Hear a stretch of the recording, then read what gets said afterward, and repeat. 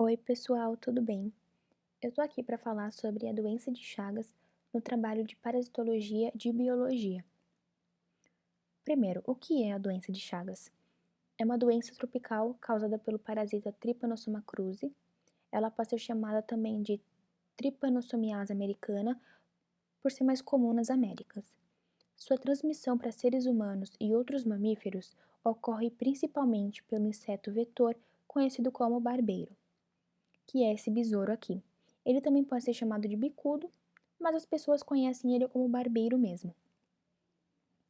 Como eu disse, a principal transmissão é pelo vetor e essa transmissão ocorre quando ele pica e ele defeca ao lado da picada. Então, consequentemente, a pessoa vai coçar a região e isso faz com que os parasitas nas fezes entrem em contato na corrente sanguínea. Outro meio de transmissão é de mãe para filho. Quando a mãe está infectada, o bebê vai nascer infectado. E essa é uma rota de infecção mais significativa em países que conseguiram controlar o vetor. Também tem a transmissão pelas transfusões de sangue ou transplante de órgãos, porém nos últimos anos houve uma queda significativa dessa forma de transmissão graças ao melhor controle nos bancos de sangue. E tem também a transmissão por ingestão oral de alimentos contaminados com barbeiros infectados ou pelas suas fezes. Pelo alto número de parasitas que entram no organismo, essa forma pode ser particularmente a mais grave e ocorre principalmente na região da Amazônia. Existem três fases, os sintomas da doença. A primeira é a aguda. A maioria das pessoas não apresentam nenhum sintoma. Quando os sintomas ocorrem, duram cerca de 2 a 4 meses e podem incluir erupções na pele e nódulos inflamatórios, como também pode ocorrer febre, dor de cabeça, gânglios linfáticos aumentados, náuseas, diarreia, vômito e dificuldade para respirar. Na fase crônica indeterminada, que é a segunda fase,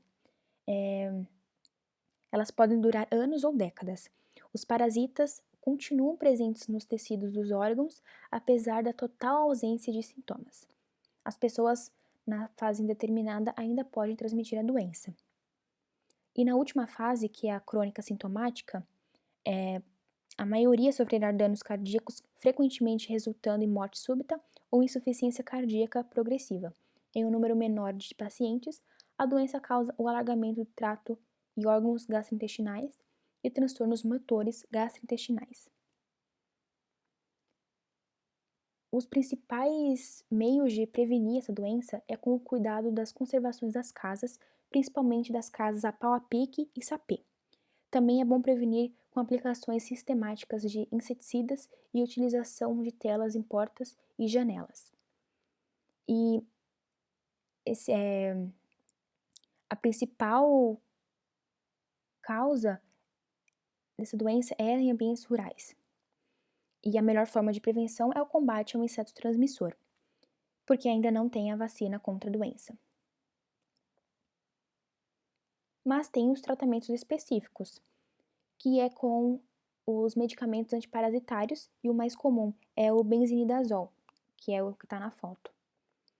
E esse medicamento ele pode ser eficaz durante a fase aguda e o início da fase crônica indeterminada da doença. Porém, menos de 10% das pessoas com a doença de Chagas são diagnosticadas e somente cerca de 1% das que têm a doença recebe o tratamento. Então, muitas pessoas que têm a doença não vão se tratar porque elas não sabem que estão infectadas.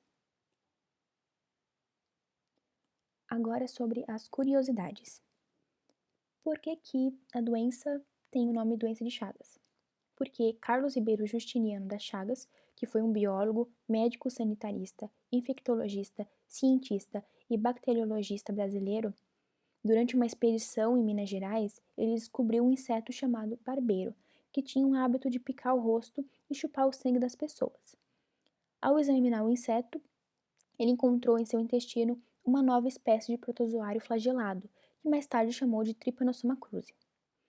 Então ele deparou com uma doença que na época era desconhecida, a doença de Chagas.